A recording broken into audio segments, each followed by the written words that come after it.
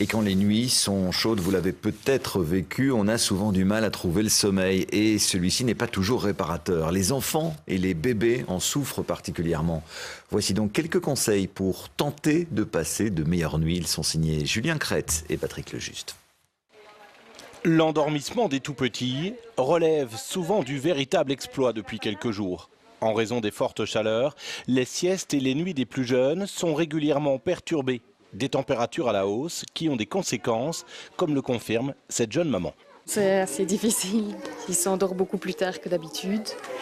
Il est assez agité. Mais une fois qu'il dort bien. Dans cette crèche, en période normale, le thermomètre oscille entre 16 et 18 degrés. Depuis quelques jours, il affiche régulièrement 24 degrés.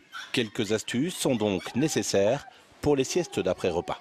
On occulte en journée, on aère le matin, on aère le soir et on les laisse en body ou en pampers maintenant. Maintenant ils sont en pampers parce on leur donne de l'eau tout au long de la journée pour les hydrater. De manière générale, on recommande une aération importante des chambres avant l'endormissement. Une douche froide également, de même que l'utilisation de l'air conditionné avant la mise au lit. Depuis quelques jours, dans ce laboratoire du sommeil, de nombreux patients expliquent dormir moins bien et présenter certains symptômes.